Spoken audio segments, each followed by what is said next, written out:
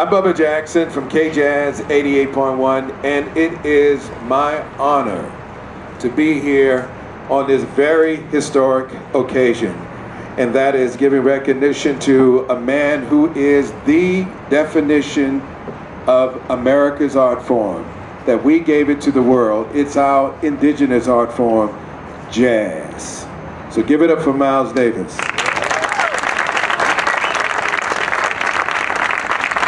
Can I get everybody to stand up? We're going to have a rendition of the national anthem.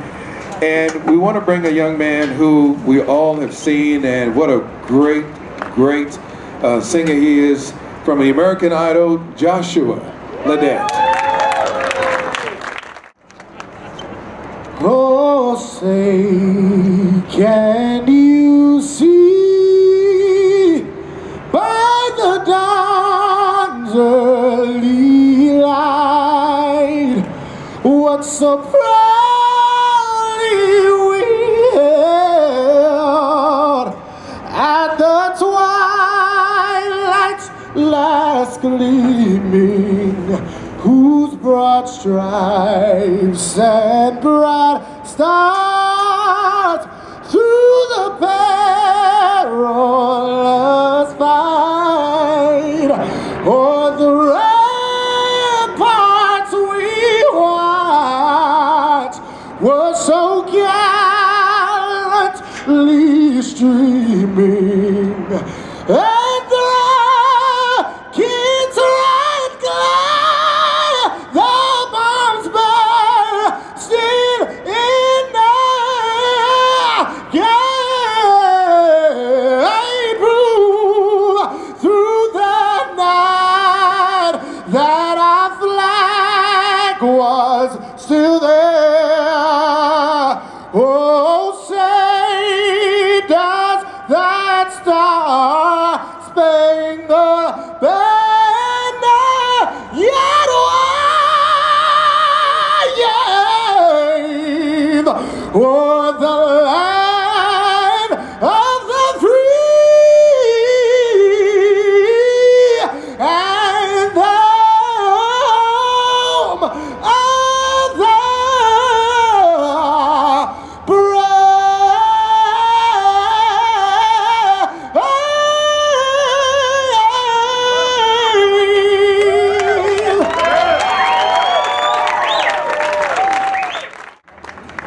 To begin our dedication of this stamp, which we are celebrating tonight, I'd like to bring to you the Chief Operating Officer of the Los Angeles Philharmonic Association. He oversees the Hollywood Bowl and is involved with all aspects of the association's activities, both here and their winter home, Walt Disney Concert Hall. Please join me in a big round of applause for Arvind Bonacha. Thank you. Thank you for joining us here at the Hollywood Bowl. We could not be more thrilled to host this event in honor of the U.S. Postal Service's issuance of this new Miles Davis Forever stamp. You know, tonight, actually, we are kicking off our annual jazz series here at the Bowl. Wednesday nights, as jazz has been for many years. We've actually been presenting jazz here for 76 years. Benny Goodman's first performance here was in 1936. Tonight we celebrate a legendary artist through 3 distinct decades of his musical life, from a complete performance of his masterpiece Kind of Blue, through the 70s with the Miles Electric Band, and of course to the R&B funk influenced Tutu.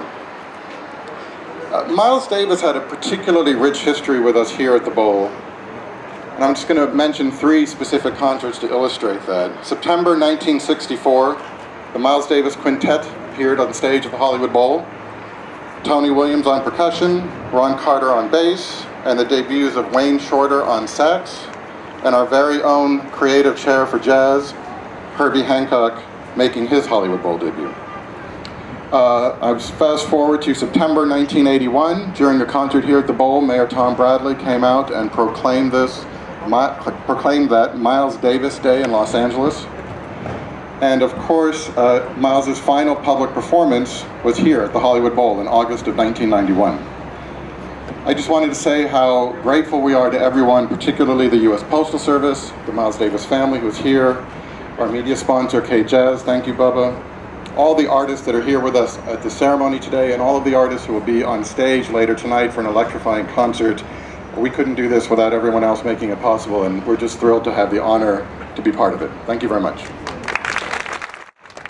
You know, it really seems fitting for the stamp to be unveiled here because this is the home of Miles Davis, and the LA Philharmonic has always been right there in this historic venue, which is known all over the world. Okay.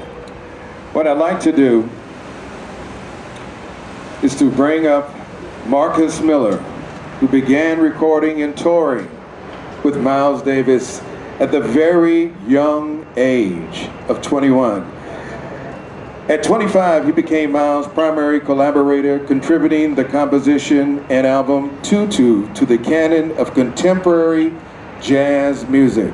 Key word there is contemporary jazz music, and continued to work with Miles on his albums and the soundtrack to the film Siesta. Over 25 years after the release of Tutu, Marcus revisited the music he created with Miles for the first time when he performed Tutu in its entirety with his own band. Ladies and gentlemen, let me introduce you to Marcus Miller. And just so you know, his good buddy Herbie Hancock has just walked in too. Marcus, thank you. I'm glad you came back from Monte Carlo, man, for one night, okay? How's everybody doing? It's really fitting that they dedicate a stamp to Miles Davis. I was thinking about Miles and I was listening to his music earlier today, and I was just struck for the millionth time at how unique he was. Miles Davis was truly an American treasure, and I think what really made him truly American was his individuality, was his uniqueness. You know, we travel all around the world as jazz musicians, and there are a lot of cultures where individuality is not so revered, so important to people. A lot of cultures, they raise their kids to be part of the group, right? Just make sure you're part of the group and make sure you move like a school of fish, right? And America is very different. America is a place where from young age you're encouraged to be an individual. You know, you guys remember that Apple ad campaign where it's think different, right? And whose face did they have as the icon? It was Miles Davis's face, you know? Think different. And Miles Davis was truly somebody who thought differently, and he was truly unique. A lot of people think being unique is just a kind of a part of your personality. And Miles did have a unique personality, but there's more to being unique than just being born that way. It really takes courage, and people use that word a lot, but I think it's really fitting because in order to be an individual and to go against the grain, you really have to be brave. I was listening to Miles this morning, and I was listening to something he did in the early 50s, like 1951. And it was incredible because Miles was playing not like Miles. He was playing fast, he was playing high, he sounded more like Dizzy Gillespie. And I said, wow, man, you know, when he was young, he felt the pressure to conform like everybody else. He came to New York and he said, I gotta play like all the hot bebop trumpet players.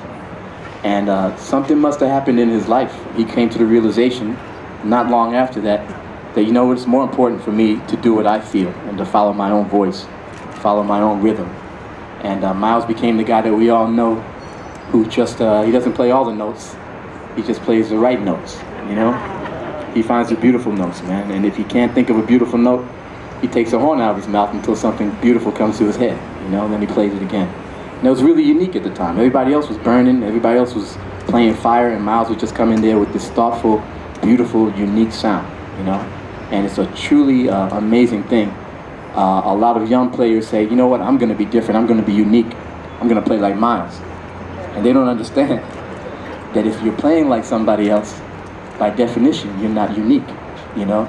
A lot of trumpet players, you hear them, and they really feel like they're kind of making a statement. But what they're really doing is just kind of standing on Miles' shoulders, you know? There's not a lot of people who decided not to stand on somebody else's shoulders, but to stand on their own and go with their convictions.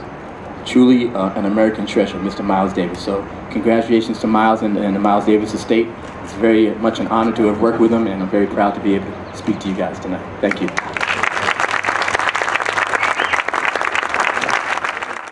You know, when you listen to what he's saying, and one of the things that you get from Marcus is that the tradition of Miles continues, and that's so great to feel and experience. I want to bring up a young man who Miles caught his soul and his mind and his heart, and he took that experience, and when he does his thing, you feel the joy of Henry Rollins. I want you to give him a big round of applause. There's something very, very special about him, and just his whole life is about that individual thing. He lives it and breathes it. Give him a big round of applause. Thank you, sir. Good evening, everyone. Welcome to the Hollywood Bowl. It's going to be a great evening tonight. Just my opinion, but I think music is humankind's greatest single achievement. And I think America's greatest gift to the world is jazz music. And one of the greatest practitioners of jazz music is obviously Miles Davis, the reason why we are here tonight. And if you really drill down and think about it, of all the American composers that you can think of, when the big book is finally written, as far as someone so prolific and so visionary, who is able to change himself, and by changing himself, changing the genre of jazz music along with it. His artistic integrity, his guts and his bravery and his conviction in what he was doing not only freed himself to keep changing his music, but also opened the paths of possibility to all the people who played with him and about 99% of the people who listened to him. And we're all Miles Davis fans, so you don't need me to tell you the short or long discography of Miles Davis. But if you think for a moment, all the different ways he changed his music with his career behind him and his artistic integrity in front of him at all times. What some people would think is a risk for Miles Davis was just another day of his creative muse. And a long time ago when Miles Davis started playing music, this country had an awful dysfunction, which we're working past, we're getting better all the time. And bebop music is one of the most important and most powerful nails in the coffin of racism and inequality in America. And the great players like Charlie Parker, Dizzy Gillespie, Miles Davis, and many others, they got it right in the teeth. Amazing players playing amazing music and being told they can't walk over a certain line painted on the floor of a dance club because they were the wrong color. As you know, famously, Miles Davis would often walk over the painted line in the floor, find the club owner, and glare at him, defying him to do something about it. By doing that, by that brave act, that is how you affect change in this country. Again, back to the recorded catalog.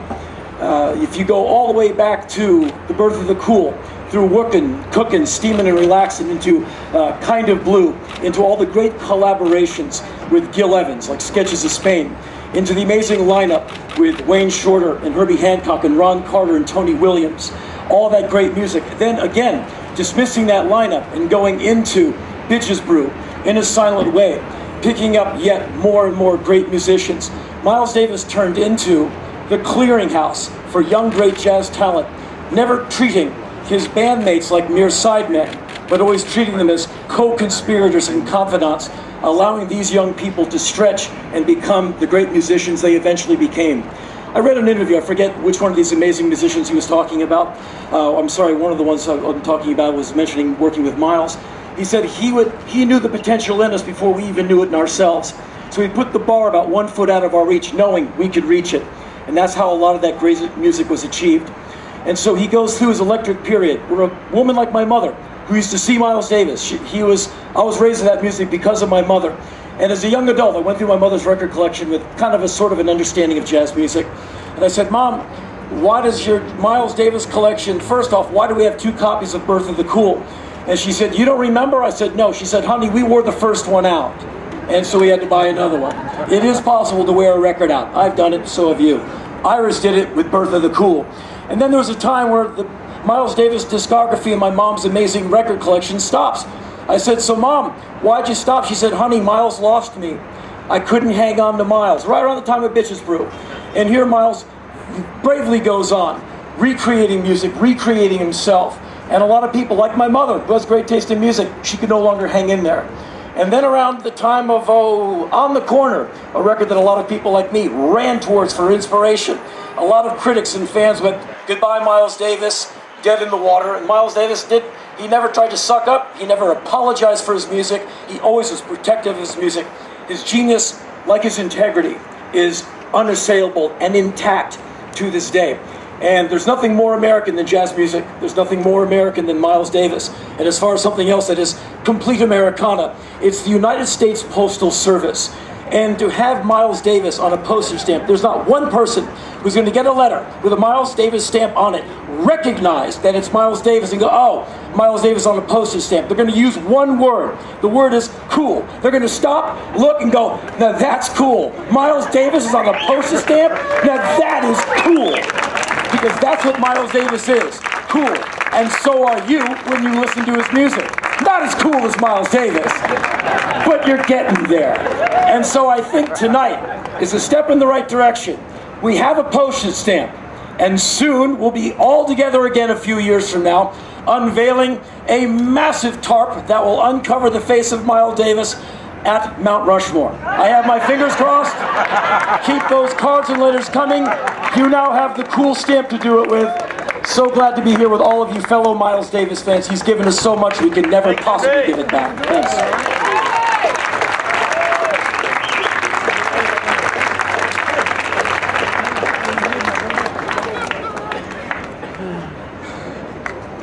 Henry, can I just say one word? Amen, brother. Oh, that was two. But you got it. Let's give him a big round of applause. And when Miles gets up on Mount Rushmore, somebody's going to say, what's the rush? You know. The Postmaster of Los Angeles is responsible for the management of 125 stations and branches in the city of Los Angeles. In other words, he takes care of all of us. He oversees 4,000 employees who accept, process, and deliver mail to over 900,000 addresses and post office boxes, serving 4 million residents and over 100,000 businesses in a 540 square mile area. The man is busy. Let me just say, introduce you to him because he took the night off, because you know he's a very busy guy. And put your hands together for the Postmaster of Los Angeles, Mark Anderson. Good evening, everyone. My pleasure to be here with you, not only representing the Postal Service, but I'm also an avid jazz fan. Miles Davis came up in our family. I came up listening to Miles Davis, and many speakers before me have talked about his uniqueness, his talent, his cut aboveness, if there's such a term. And to get on a United States postage stamp, you have to have those type of qualities. Because there's a lot of individuals, a lot of causes that come before us that want to get on the postage stamps. So Miles Davis did that. I want to congratulate the family for the honor that is bestowed by the Postal Service for being on this stamp.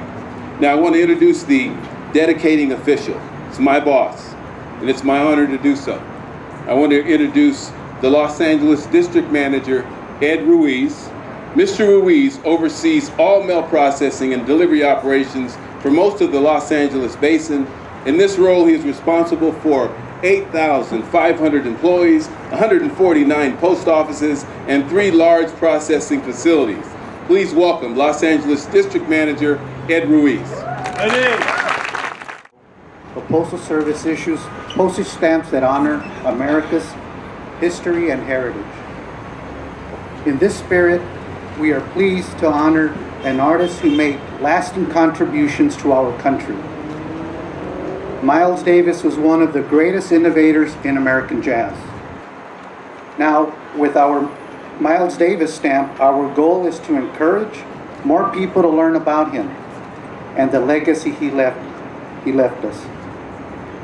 Davis grew up in East St. Louis, Illinois, and studied music in New York, where he pioneered cool jazz, a musical style that emphasizes relaxed expressive sounds. But Davis was nothing if not restless. He constantly experimented with new sounds and styles. He once said, quote, "I have to change. It's like a curse." It might have been a curse to him, but to us, it was a blessing. His blessing continues today. More than 2 decades after his death, the music of Miles Davis is still with us. His 1959 masterpiece, Kinda Blue, remains the best-selling jazz album of all time. We also see Davis' influence in the musicians he mentored, including artists like Herbie Hancock, who went on to become a great innovator in his own right. But we don't just see Miles Davis' legacy, we hear it. We hear it when we turn on our radios and our iPods. Rock and roll, funk, hip hop. Miles Davis helped shape these classes of music and many more. He was an American original, and in the case of our stamps today, the back of these stamps will feature a QR code or quick response code. You scan this QR code behind the stamp with your smartphone, and it'll take you to a website where you'll be able to listen to music from Miles Davis and read more about him.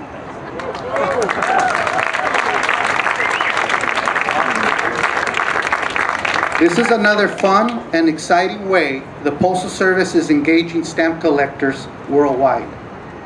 I'm sure everyone in our audience shares our enthusiasm about these stamps. In that spirit, I want to encourage everyone to look for future announcements from the Postal Service. If you like seeing honor great musicians with stamps, stay tuned, because there's more to come. I also want to point out that the Postal Service is using the Miles Davis stamp as a forever stamp. This means people will be able to buy them now and use them for forever, even if postage rates go up. And when you think about it, it's very appropriate, because these stamps, like the music of Miles Davis, will last forever. I want to thank Irwin Davis, Cheryl Davis, son and daughter of Miles Davis, his nephew Vince. Where are you, Vince? Running. Okay, he's getting ready to go backstage, and Herbie Hancock will be in Francie, right over here. Let me let Aaron take a moment out and talk to you on behalf of the family. Okay, I just want to say on behalf of everybody up here, Paul Jr., Vince, a cousin, Cheryl, we want to thank the post office and La Poste in France for the dual release. We'd also like to thank Lane Owens from the post office, who really took this thing down the river for us. I have a great amount of appreciation for him. And we'd like to thank Bubba and Henry and Herbie and Marcus and everybody. And I'm going to keep it short because we all want to see the show, right? Okay, and so thank you very much. Thank you very much. Post Office, we want to thank all of you for being here with us this evening. Getting ready to go over to enjoy the concert. And take your smartphones and send this info to all your friends around the world. Miles Davis is still here, doing the right thing. Have a good night, everybody.